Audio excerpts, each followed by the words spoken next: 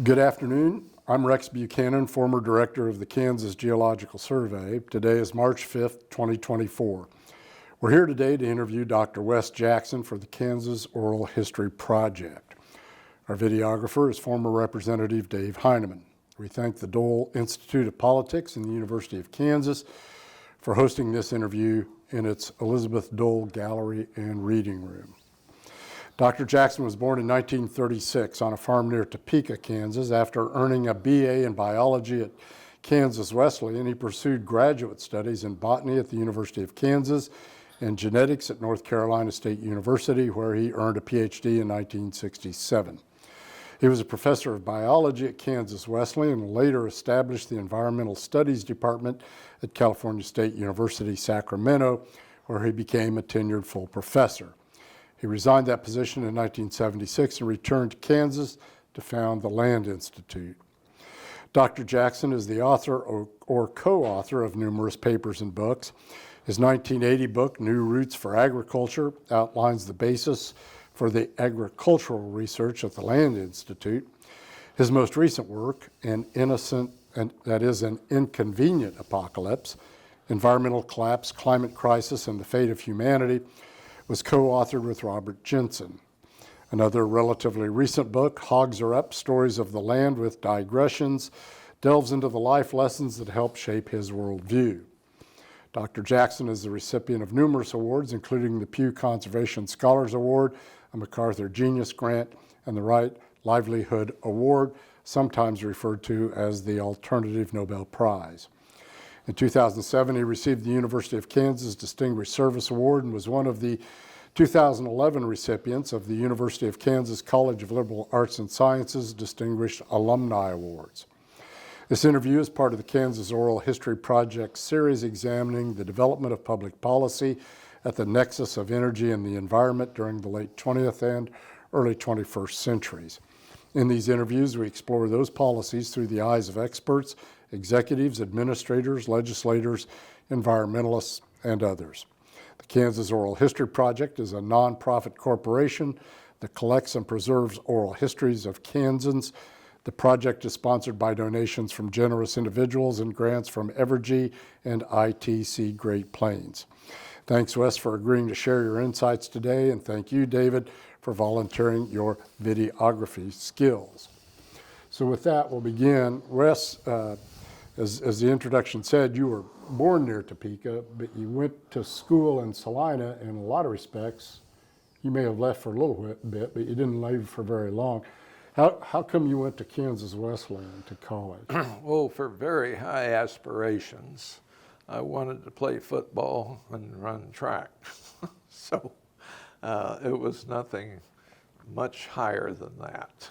And but while there, of course, what colleges are supposed to do, I got involved in transformation.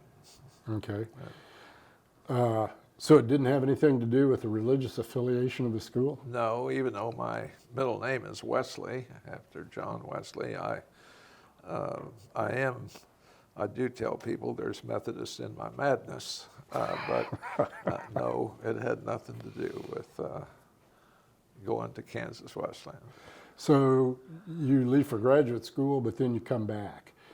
Why do you come back there?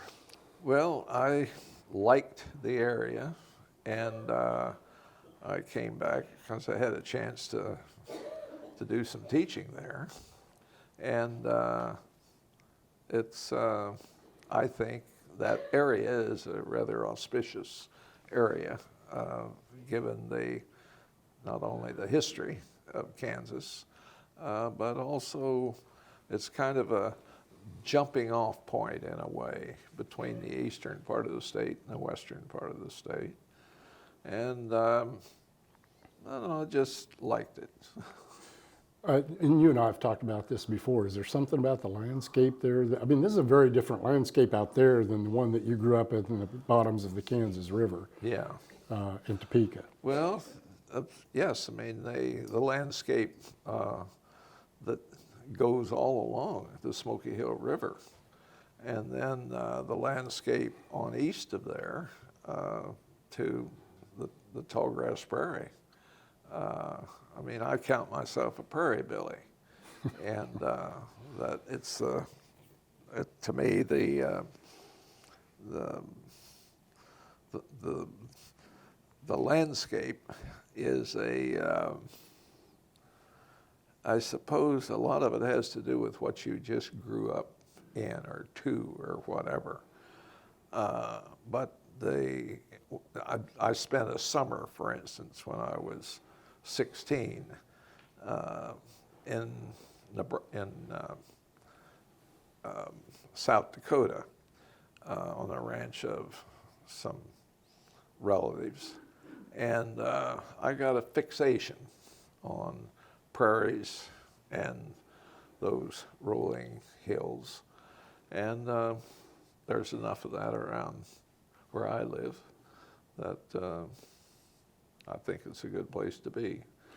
And obviously prairie influences clearly a lot of the work you do at the Land Institute. But before we get to that, so when you come back to Wesleyan, you're teaching, and as we've talked about, teachers in those small colleges carry a pretty heavy teaching load. It's the primary focus of what they do. And yet you were, even at that time, writing books. Was there somebody at the school that influenced your thinking as you began to develop your thoughts at that time, or were the influences outside or a mixture? Or well, what? I think there was an assembly of professor types there that, in retrospect, they had a greater effect on me than I did at the moment. I mean, there was Reverend W.E. Cassell, professor of religion and Bible. Brother Cassell was the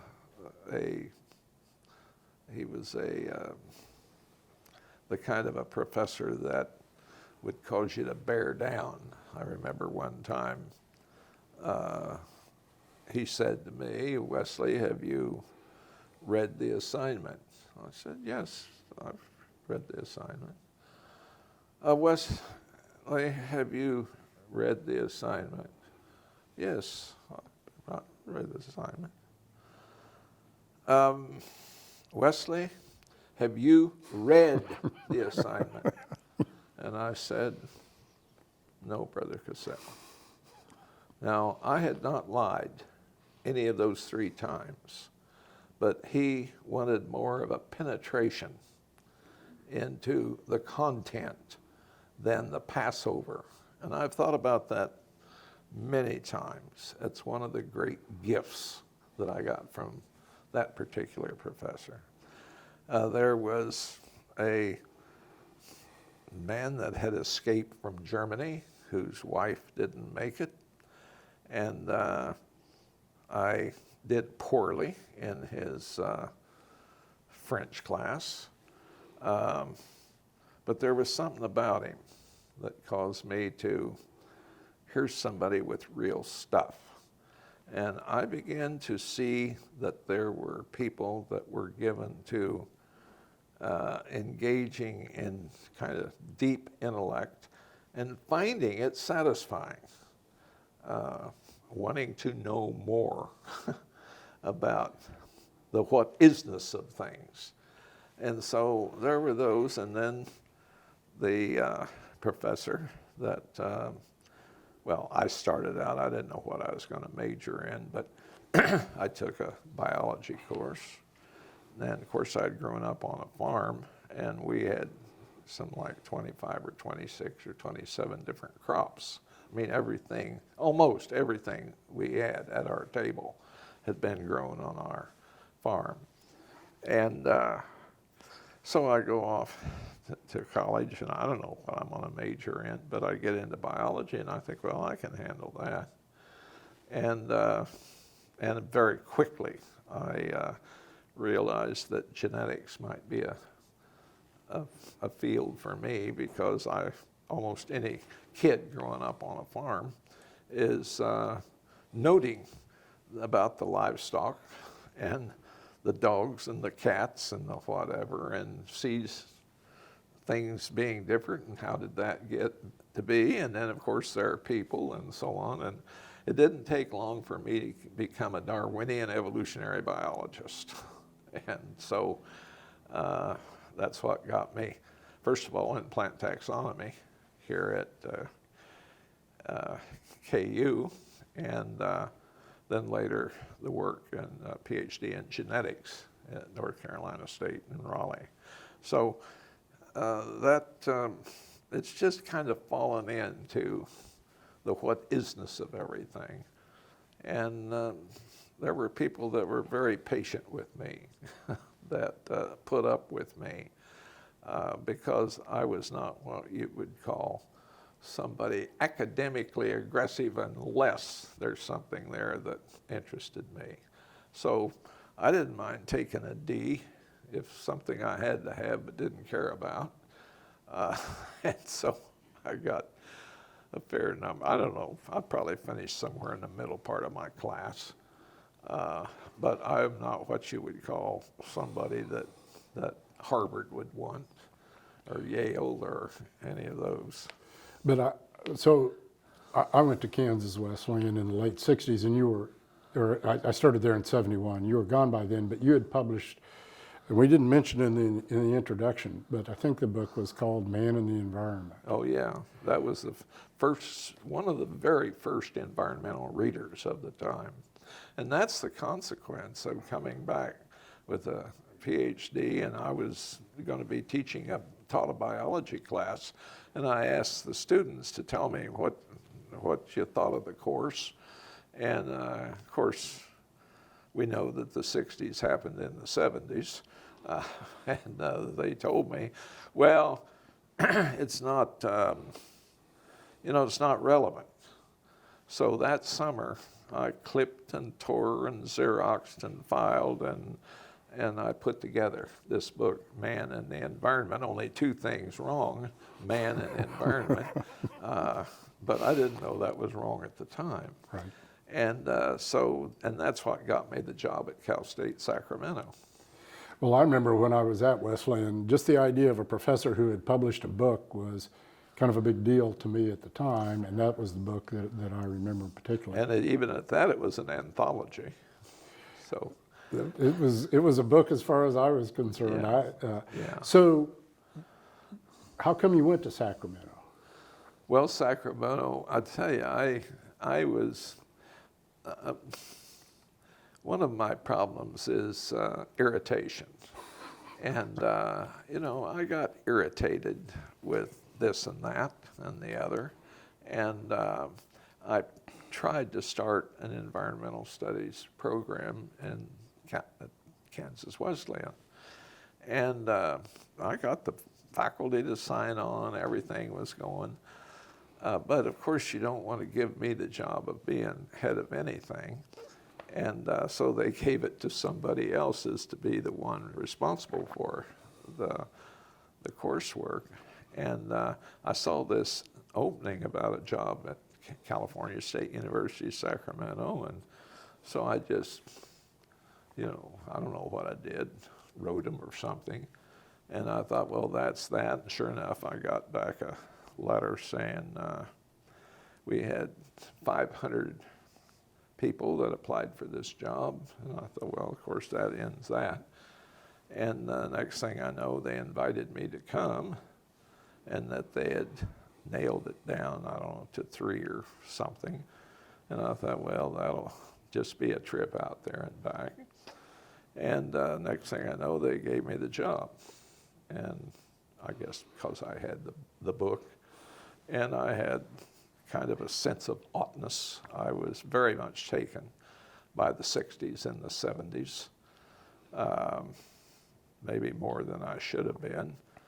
But I became worried about the social, the political, the economic implications of running an Earth on contemporary sunlight. And so that's when I began to make the transition to a kind of activism that, and started the Land Institute. And in fact, my students and I, 6 or 7 of us, we went to protest the Wolf Creek reactor. One of my students put herself across the rail when they were bringing in the reactor vessel. And we not only marched, but we had a die-in right there. And so here was all of this sort of, well, the marching down the Santa Fe in opposition to the war, the marching here and there to oppose. There was a great sense of oughtness, and I think this is where some of my Methodist training came out, although that's not my parents. They weren't ones to be active in that manner. But I somehow picked up on it. Well, those times in the late 70s at Wesleyan and Salina were pretty tumultuous. Yeah. A lot of things going on then, some of which didn't necessarily set well within Right. the city of Salina Right. in that process. Right. 'Cause by the time I got there was still a lot of held over resentment from Yeah. within the city about Yeah. that connection to Wesleyan. Yeah. So you were in Sacramento from, Well, 71 to 76 technically, although I had 2 years of going back to Right. Salina. Yeah. yeah, because I remember meeting you there in 74, 75, and you were coming back Yeah. at that point. Yeah. Why such a short term out there? I don't know. I took a 2-year leave, but then why did I sell the house? And why did I take everything back to Salina? I had tenure, I was full professor, and I said, I'll be back. And I didn't go back. Now, part of that has to do with my daughter, Laura, at the time. There's a friend that said, I've been thinking about starting the ideal school because I don't like the way these universities operate. And he said, if you want to start a school, I'll help you. I thought we need a much broader kind of school. So I said, well, we better talk this over with the family. And finally I said, well, we better go back. And my daughter, who was 15, I think, said, I thought you always said we're not called to success, but to obedience to our vision. So I resigned and stayed. And then I just found much later that the reason she did that is that she was tired of going to 2 different schools. She had been in too many different schools. And so what you think is the high moment of one of your own really had to do, she was tired of this moving. And so here we were. So there's just been one of those things after another. I don't much trust anybody that believes that planning has done much good, when it comes to how you're going to. One of my all-time favorite quotes in life, I think, is Mike Tyson, who said once, "Everybody's got a plan till I hit him in the jaw." Yeah. And I think that's a lot more accurate reflection of life. Yeah. So did you have a plan, a vision for the Land Institute when you started that then? Well, the plan, and it's in the very first land report. I mean, it was everything. It was to be the arts, the science, the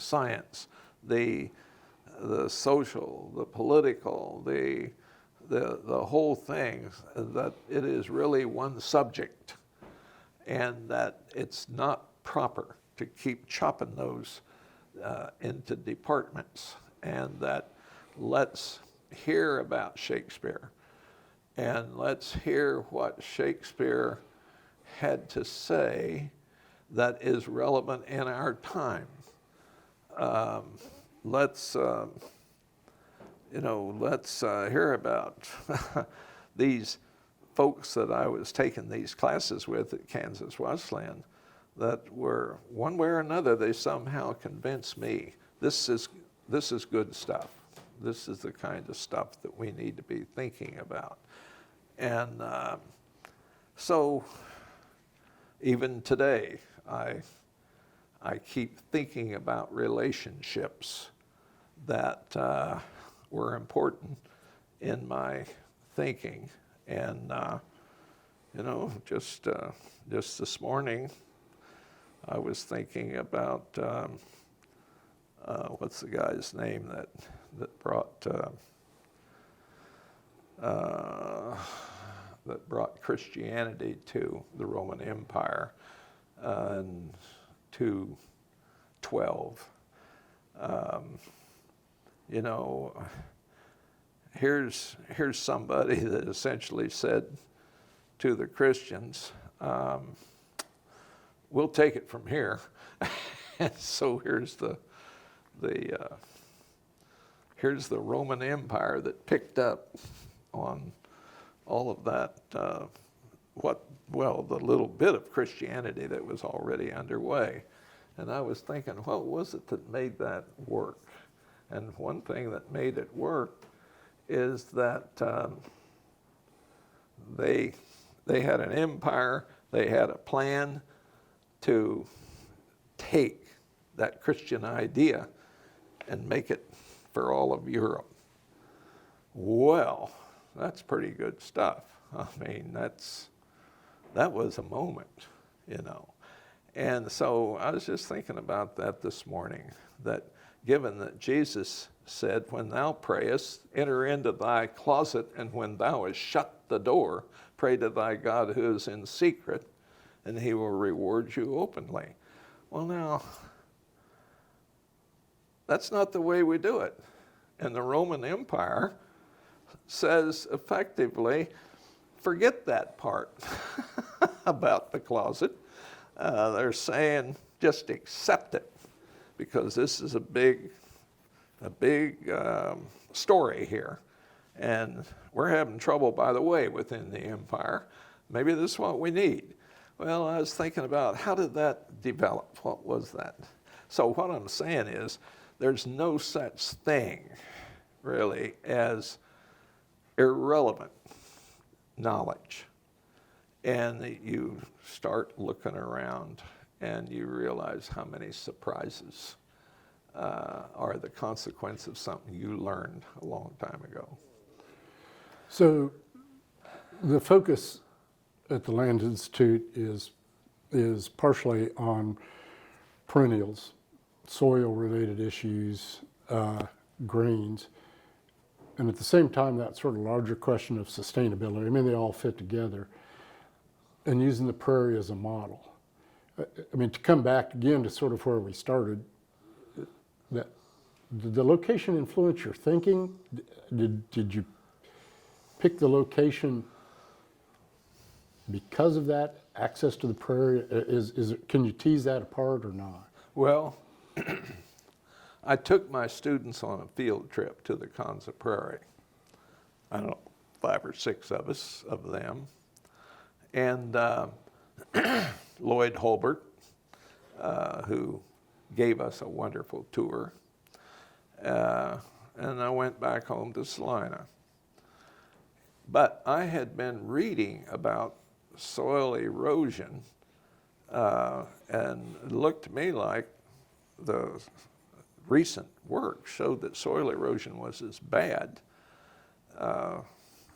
in that time, in the 70s, as when the Soil Conservation Service was formed in the 30s. And I thought, how can this be? Thousands of miles of terraces, grass waterways. How can this be? But there at the Kansas Prairie, you couldn't see soil erosion beyond, kind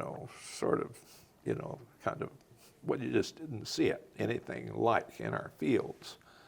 So back home at the land and thinking about that, and partly because of my time in plant taxonomy at KU, I began to think of the why are all the grains annuals?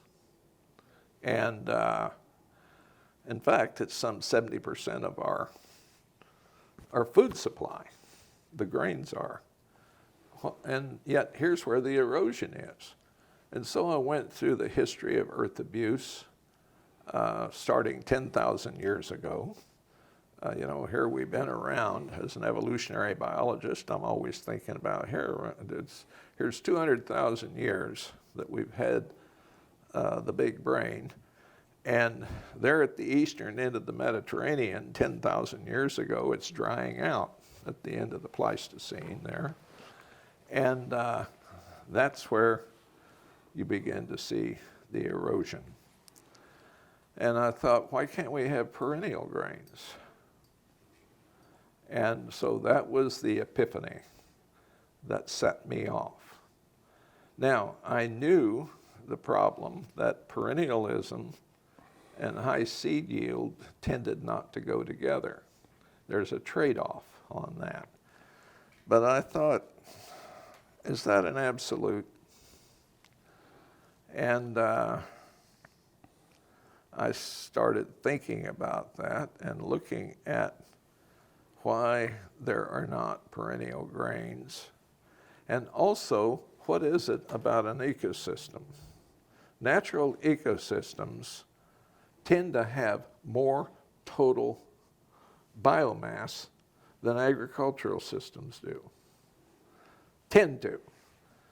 So there's something about the monoculture that's wrong here.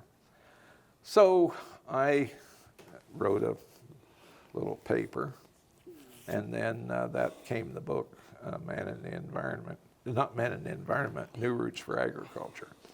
And that was the epiphany. Well, of course, I went to a lot of places. Literally, I went from Harvard to Stanford. And they were so nice to me, but they were so nice to say, Wes, this isn't going to work. You know the reality about trade-off. And there's a trade-off. But I also, as a geneticist, I knew one thing, that in any selection for a trait within, that there is something else, some other genes are paying. Now maybe the payoff for the paying for those genes didn't amount to much. I mean, it'll be a loss in performance perhaps. And so maybe that's it. And we also had a perennial relative of corn that the female part of it was down in here, and the male is up here, but there was a mutant that turned this male part into female, which meant it gave more seeds. So we set out to see, is there a cost with this extra seed that's added to this relative of corn? And my daughter actually did her Ph.D. work on that at Cornell. And so we had at least that much information about trade-off. Well, there's still problems associated, but well, let's just see. And so here we are. We have the first perennial grain in the history. There's still a lot of reading to do. When I first published on this, I said it's going to take 50 to 100 years. Well, that's a way of interesting a lot of people in the future. And so you don't find people just running to give you money. And so it takes a long time of hiring young people, not being able to give them much money. And so out of that early era, we had people that stuck with us. Stan Cox is one of them. And he had been at K-State, and when he wanted to come and work with us, and the head of agronomy at K-State said, you just hired the world's authority on the germplasm of wheat and its wild relatives. Well, that didn't slow Stan down, and Stan is still with us, and he's now moved on he's doing books on climate change and some really he's really great stuff. There's a guy to talk to. In this process, and while the genetics and polyculture and all that work was one focus, obviously the place was broader and looked at societal type issues. I know one question, and I think I've asked you this before, but before I go there, you were really one of the first people that I ever heard use the term sustainability. Is that a term that you picked up? The use of that word, is that something you picked up from somebody else, or? I don't know. There's a lot of stuff that you pick up and you don't know you're picking up. In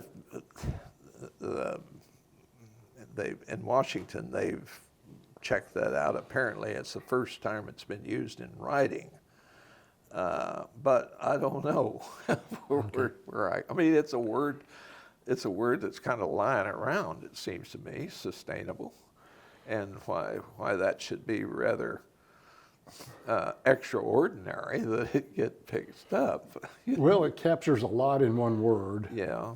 Pretty effectively in ways that other terms, it gets a concept across in one word, which is not always easy to do. Except there's now people turning against that word a bit to, what is it, some other word, not restoration. Regenerative agriculture. Regenerative. Yeah, that's the term now. And I've had people get upset because they were moving to that word. I said, look, it's what we do.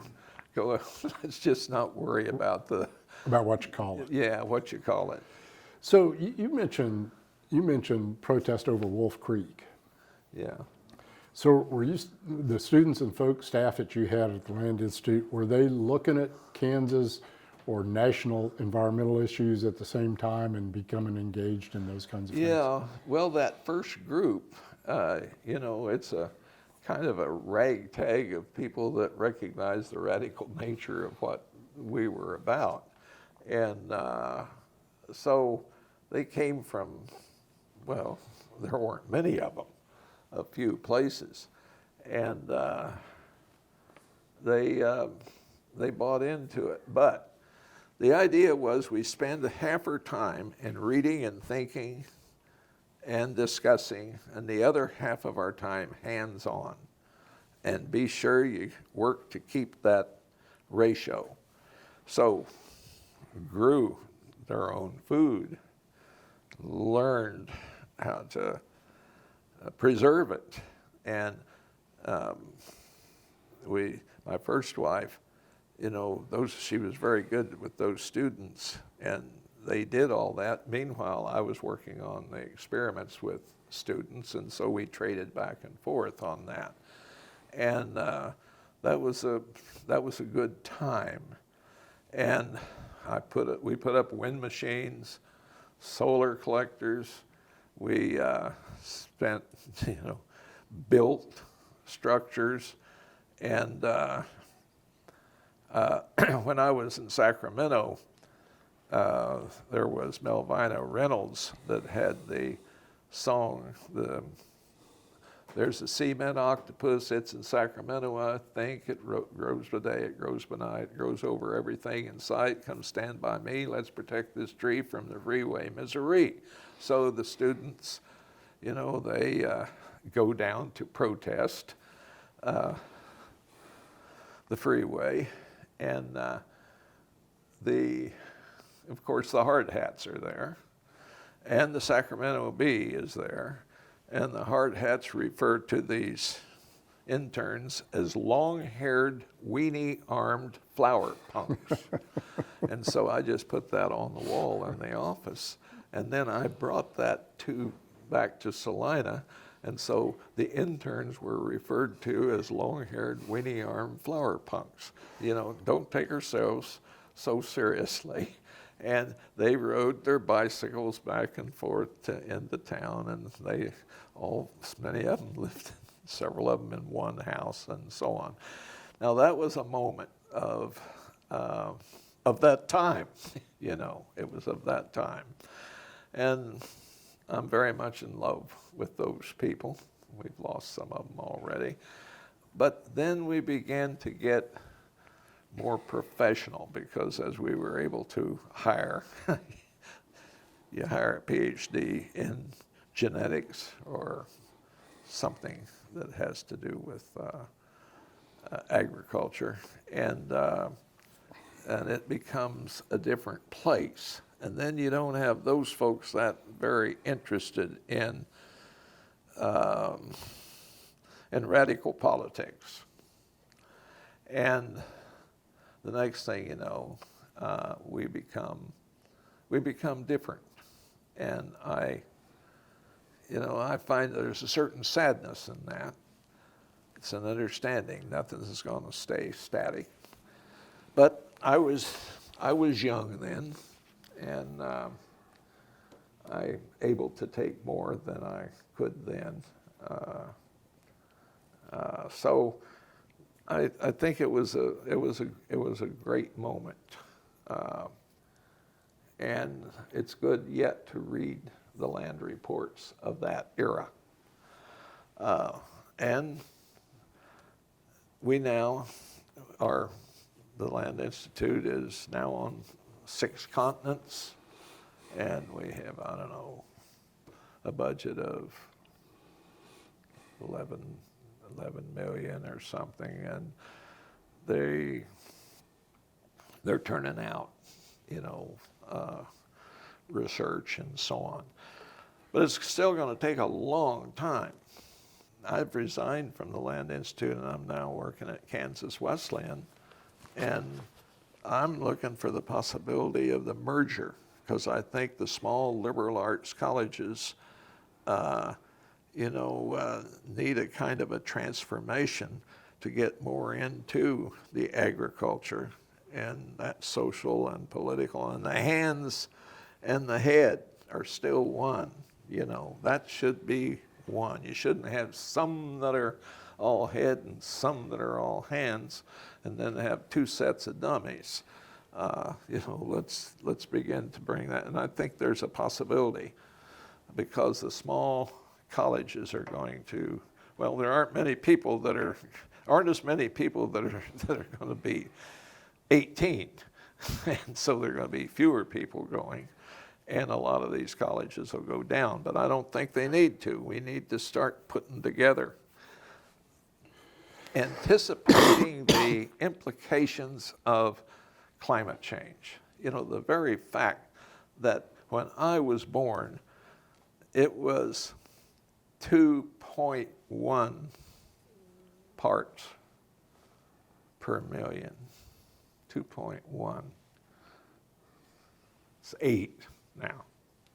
We've never had this before. So we'll come back to that. But so at that era, you were talking about the protests against Wolf Creek. Were students engaged in other kinds of environmental activism as well? Well, yeah, there was the capitalism sucks part of it. Students were saying that everywhere, and my feeling is, don't worry about capitalism. It's going to go. It's going to go down. It's going to go down with climate change. But there's a sense of oughtness about social justice, and for instance, male-female relationships were already beginning to be discussed, and male-female relationships and homosexuality and all of those differences that arose within that period in a rather fast sort of way. And I always thought it was important for us to be looking at everything, and let's have a critique. And so I would start the morning in the classroom by the blackboard, and I'd say, okay, anybody have a burn-on? And it'd be something that somebody had thought about. Somebody would say, I got a burn-on. Well, let's hear your burn-on. And then you would hear something that, maybe they had read and so on. But then to deal with the real content of, For instance, one of the books we read was Zen and the Art of Motorcycle Maintenance. And that had to do with more than motorcycles. Right. And it was a rather important book at the time. And then at the same time, you read the Nibelungenlied, and you keep thinking about what is it that seems relevant for our discussion this week or next week or whatever.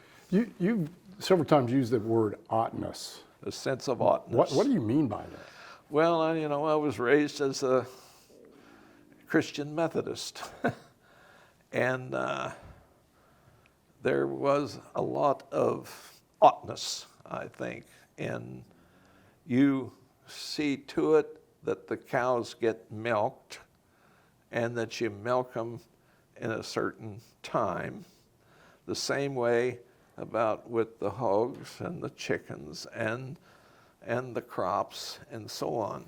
It's a matter of doing your things in a routine. The way you ought to do them. Yeah, Okay. I mean, otherwise there's Right. going to be some slippage. Okay.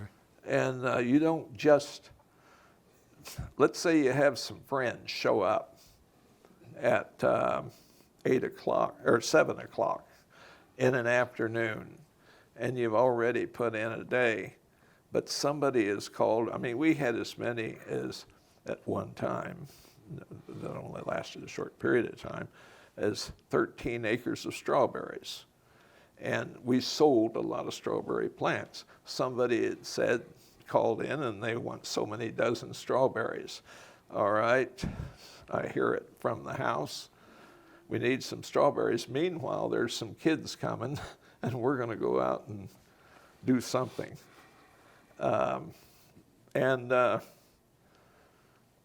You don't leave simply because they're there. You take care of getting those strawberries in now. And so that's a sense of ought-ness, Okay. because you don't want to run the risk of missing that sale. We were very oriented to, well, look, came right through the Great Depression. I was the last of 6. They never went on relief. And they never went on relief because they came out of a culture. Here's a little thing I've thought about recently. All 4 of my grandparents, all 4 were born before the Civil War.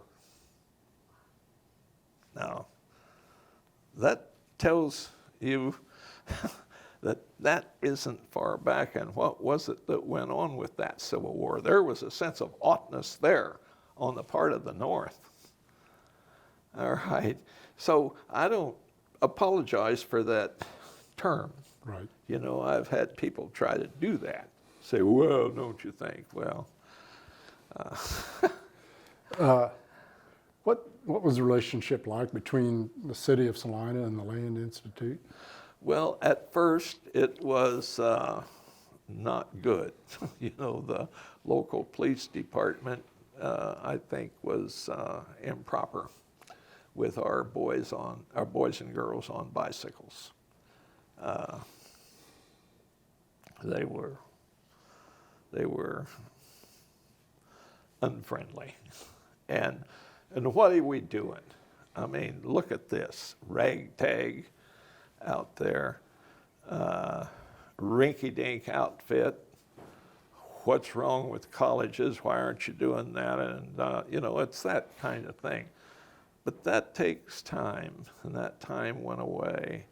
And part of what made things go away were newspapers that were saying things about us. And then the New York Times says something, and Wall Street Journal has on the first page, and awards begin to come in, and the next thing you know, why, everybody always knew this is a good place to be.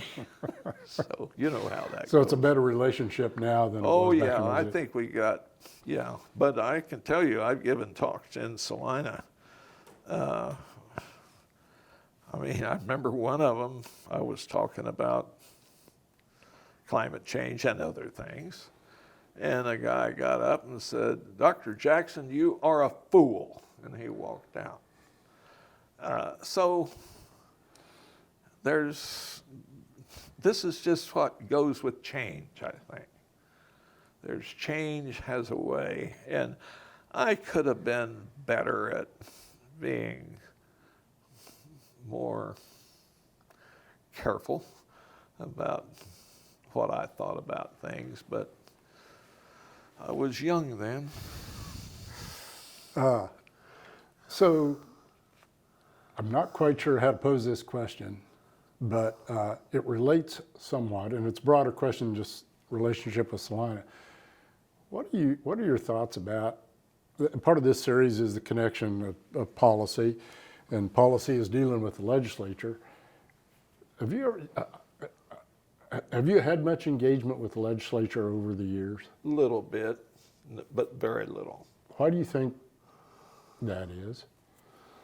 I don't think I'm very good at that line of work. I don't think that I mean, I worked a little bit on the tallgrass prairie, tried to get it, and man, I got told off in a hurry about getting a tallgrass prairie set aside. It didn't take much. And also I was busy on other things. And, you know, just kind of getting enough money to keep this place going. So, you know, I don't think that I would have been a very good politician. I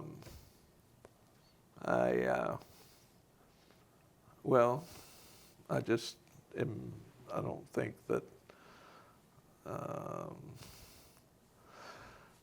I see what these poor politicians have to do in order to negotiate. And man, I can imagine negotiating and there's somebody that's one of my constituents that thinks, "Why did you do that?" And I would have to say, "Because we needed the vote and whatever it was that you were interested in is less important." Well, there you are. I mean, I feel sorry for them in a way, but boy, I also am not feeling sorry for these people now that aren't meeting the demands of our time. So maybe to broaden the question out a little bit, how again, I'm sort of struggling with how to phrase this, but compared to, say, the 60s and 70s in Kansas, Yeah. Did you think Kansas has turned into a pretty red state with a few scattered exceptions? In some respects, I think a more conservative political state than it would have been back in those days. Yeah. Did you see that coming? And what do you think of it? Well, look, I was raised a Republican. You know, my parents were Republicans, and I can remember them. They didn't like Roosevelt. They were real Republicans. They were real Republicans, and you know, Ike and my mother are first cousins, and so there's that element there. And I remember when I made the statement that I was going to vote for Kennedy, my golly, the whole family went quiet. It was awful, and but I thought. And actually, there were problems with Kennedy too, plenty. But I was caught up in transformation. I was caught in transformation of all sorts of things. Religion, politics. I didn't know. I had too many professors that had helped me think in a way that I had never thought. And then I started talking about that. I started talking about it to my parents too. And I know that they They didn't like it, but they also knew that well, they never told one of us just stop. You know, they weren't those kind of parents. They were pretty good parents in retrospect. They let me have a lot, but avoid alcohol. That was one. You know, I had an uncle that alcohol had a grandpa that alcohol got him, and my grandma had to divorce him, and he died at 60. You know, so avoid alcohol and do the chores. You know. In some respects, was Kansas more welcoming of people who thought outside the lines at that time than it is today? Or is it still as, I mean, Kansas has had a history of fostering people who were, you know, outside the box kind of thinkers? Actually, I don't know, because I can't read newspapers anymore. I mean, really, how can you know where the heck people are? And, you know, we used to get the Topeka Daily Capital, Topeka State Journal, and then we'd get the Salina Journal, and you would get, you know, you could find out what was going on. And about all I got is an iPad, and I can get the New York Times, but there's, I don't care that much about the New York Times. I'd rather be hearing about us, you know, of what's going on here. I don't know where this country is. And when I go around, almost everywhere I go, and I ask young people, and I ask old people, whoever it is, I say, tell me about yourself. Who are you? Where'd you come from? And do you like the job? The sad part is somewhere 80 to 90% of them do not like their work. Now, that's disturbing to me. And then I say, what would you do if you were doing what you wanted to do? What would it be? Well, I've had some weird stuff come my way about what people would want to do. I see what they were wanting to do wasn't much better than what they're doing. Well, what do you think about climate change? What do you think about soil erosion? What do you think about chemical contamination of the land and water? You know, they're in favor of a lot of that stuff, a lot of them. But I mean, I talked to, this morning I asked a woman where she came, a lady here, had questions about how she got here. Well, I found out how she got here to this job. And I found out that she's got a 4-year-old and that she's got a husband and what he does, and they live in Topeka. Now, it isn't that hard to find out who people are, except it's not enough compared to having the Salina Journal, you know, and the New York Times. And, you know, so what do? We get the New Yorker, we get the New York Review of Books, we get, you know, a lot of the usual kind of stuff. But, you know, then I end up getting irritated with both of those papers. And, of course, the scientific papers, I get those too. But it's not quite, I'm not getting the pulse of the place. I got a grandson's doing a Ph.D. at K-State, and boy, he's looking at the whole state and thinking about water and thinking about, you know, the future of Kansas. And he's got another year. I'd like to have him for a year. There's some things I'd try to straighten out there, but well, I get irritated with our universities at not thinking broad enough and long enough. So in light of that, are you optimistic? Well, if you read my book, Hogs Are Up, you will find that I've dealt with that question before. And it used to be, I would say, I'm not optimistic, I'm hopeful. Well, that was all right for what it was, but anymore, I don't think optimism and pessimism are useful terms anymore. I think the larger point being that we're not going to stop. We're not going to stop using, there is the reality of the highly dense carbon that we're going to use. And I've read enough going back to the origin of the journey from minerals to cells from an early Earth. And boy, carbon is in there. And we are going to use it. And we're going to go. So the way I put it is the way I demonstrate it. From back here all the way down, that's 200,000 years. But starting right here is 50,000 years ago. And that's where the beginning, getting the young pulverized coal of the soil. In other words, the carbon that's in the soil, there at the end of the Pleistocene, that carbon is coming up and has given us these big yields in grains.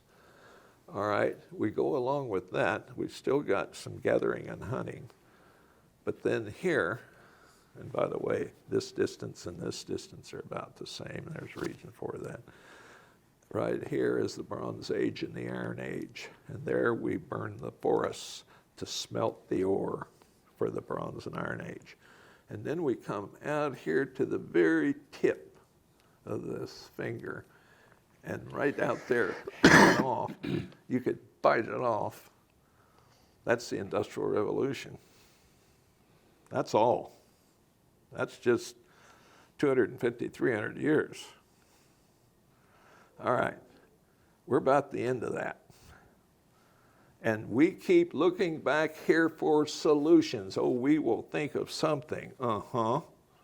Well, everything that we have thought of from here to here to here has been highly dense carbon that's given us this problem. So now, what's going to happen is we'll go down, and there'll be fewer people, less stuff, and what we have had for this period is a Ponzi scheme. It's a Ponzi scheme. It'll be better. How do you get better? You get into something else. You start mining this or mining that.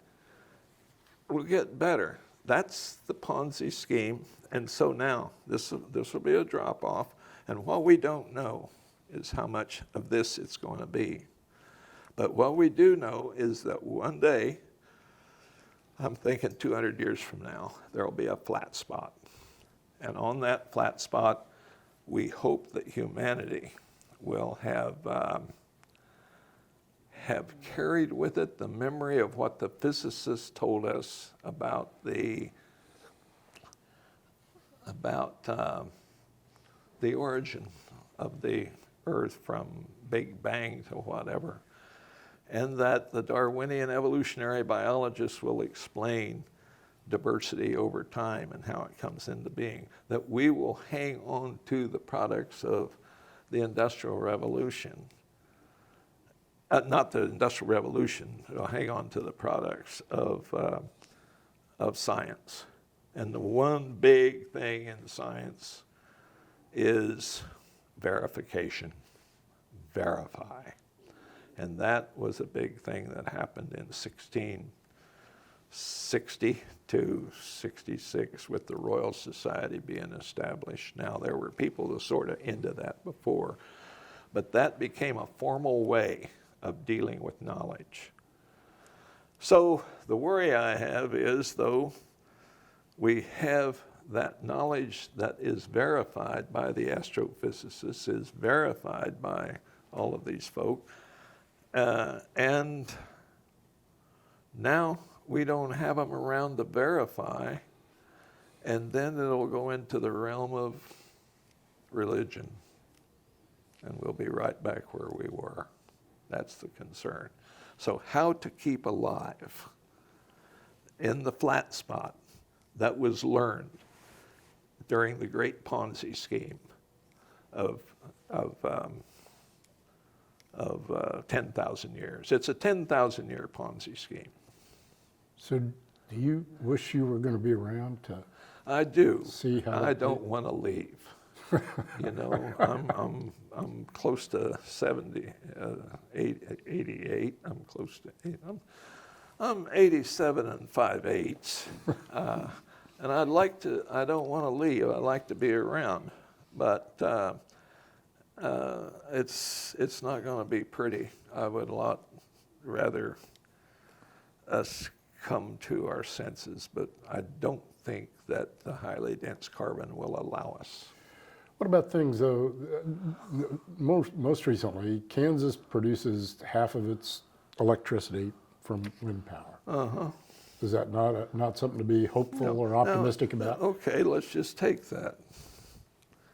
What have we done with wind power and solar collectors and the renewables, just generally? We have increased the total amount of energy we use, but have not subtracted off the carbon part. The fossil fuel Now, use is the same. yeah. Why? Huh? Why is that? Because the energy use keeps going You up. just got to have it, you know.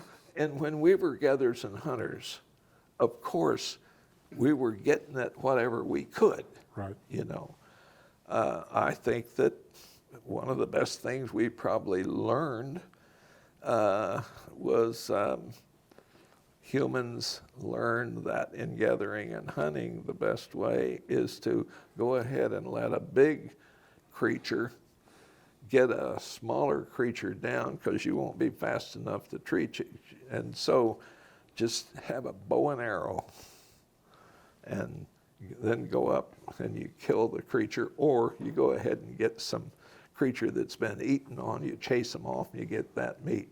In other words, we were clever. Boy, we are clever. Opportunistic. We are clever. And I don't know, I think in some respects we're getting dumber. But I was just thinking again today, driving here from Salina, how many things we now have because of the large number of people that we have whose ideas have been used to make it possible. But then in the Ponzi scheme, how much of that is going to be usable? So I have on my back porch a whole bunch of stuff that is there that I'm pretending was dug up 200 years from now. And it's stuff these people have come in 200 years from now, they've dug this stuff up, and there it is. And how much of it are they going to be able to use?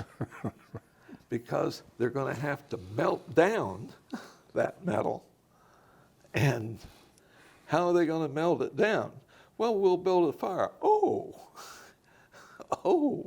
you see, there is so much we have not thought about. And that's the education that needs done, is to increase our imagination about the realities of a future and begin to really start thinking about how to manage the great transition. So if you read our book, Inconvenient Apocalypse, it's a book that's disappointing to a lot of people, but by the way, there are 150 reviews on it now. And I think that we are finding more and more people that have gotten away from this one period when we kept looking at wind machines, solar collectors, And I think that's beginning to fade. It's still there. It's in the New York Review of Books, the New Yorker. And the people that want to be optimists that don't think about that tiny little thing out there at the end of the finger that they could bite off, and it'd be the whole Industrial Revolution. Is your legacy, and one last question, is your legacy going to be generating or getting people to think about things as opposed to, say, the issue of plant breeding? You understand what I'm trying to ask here? I think we need to keep plant breeding to try to get those perennials, you know, because look, soil is as much of a non-renewable resource as oil. Right. As much as, and it's not renewable in anything close to a scale. So you ask, what is my legacy going to be? Well, I don't know. I just hope that we can be good to one another, nice to one another. And I kind of believe in Dunbar's law, you know, the Dunbar law that the number of people an individual can really deal with is about 150, and then it goes down in multiples of 5, all the way down to around 5, and that's the number of people that you can deal with in a family or a close relationship. It goes 10, and next thing you know, you are dealing with, but you are not dealing with. Right. This comes back to Brother Cassell again. You know, the deep penetration of engagement is a small phenomenon. The deep penetration of engagement is limited. You cannot, we can't do anything about Israel. Right now, there's nothing we can do. I mean, you and me sitting here. What are you going to do? Send some money? What are you going to do? Protest? What are you going to do? And here we are. And I'll tell you what I've been doing really recently. I've been going back to Genesis and Exodus and look at the origins of conflict. And it's very interesting, especially over in Exodus. Now, I'm doing that not from a religious point of view, but from a historical point of view of how did this get started? And there it is.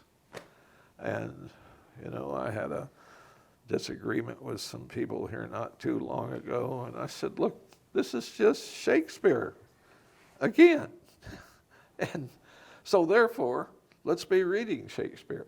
Let's be reading Genesis and Exodus and some of that again, and look at it from the point of view of to what extent is this just built into the meat of Homo sapien? Is this what it is? All right, then what do you do with that which is built into the meat? At least you know this is in the meat. You know, this is in the meat. And learning is hard. It's hard because you got the problem of people like me that says, yes, Brother Cassell, yes, I've read it. And change isn't easy either for people. But at the end of the day, in some respects, you're almost talking about relationships. Relationships, yeah. And you gotta, here's what's happened to me a lot in the last 10 years or so. I am seeing more beauty in nature than I was allowing myself to see. And in fact, I am now engaged in art without ego. Here's a limb. The top part of the limb comes off, and there's this beautiful limb. And nobody has done anything to it. There it is. And here is this leaf. And it's beautiful. So I think, I may try to write on this, I think that beauty may have been the first big experiment, and beauty and art and love and that the brain came later. Talking. The ability to talk is a Johnny-come-lately thing. And all this other beauty. You're out there and there are noises and there's music. I suspect that even music could have been right at the first. And next thing you know, I got a great grandson, and I try to talk to him, he ignores me. And I sing to him, and he pays attention. I think that may have been our first. So to start, singing, beauty, art, and so on, this business of talking, it's all right, but it might have been pretty late. Things have come actually later than we thought. It's only been 60,000 years ago that we came out of Africa. It's amazing to think, only 60,000 out of that 200,000 with the big brain, we've come out of Africa. What were we doing? We were maybe getting around to reading and so on, and writing. And Well, maybe if talking comes late, that'd be a good time to stop in this to quit talking. And Yeah. I like that beauty thing. That had a little Zen element to it. And there. love. Okay. And it's possible to even love an enemy. I think it's possible to love an enemy. And Jesus was on to that one. And he said, love your enemies. You think, oh yeah, there he goes again. But there's something to the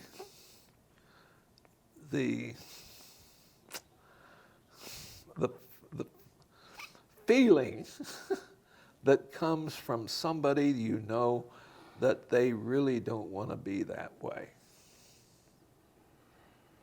Well, maybe that's a good thing to keep in mind over the next few months as we It's very important. head into the upcoming elections. And I'm one that's had furious rage, And so this is not to say, oh, Wes, he loves love and beauty and so on. I'm telling you, I have been a man of rage as I dwell on some sense of oughtness. This is so unnecessary. Well, get a grip. Well, with that, I appreciate again, Wes, you coming to Lawrence to do this, and so thanks for coming up. Well, it's always a pleasure to do conversation. This beats shooting pheasants anytime. So, thank you very much. Yeah, well, I like meeting these people here. And we'll let Dave end and take his pictures.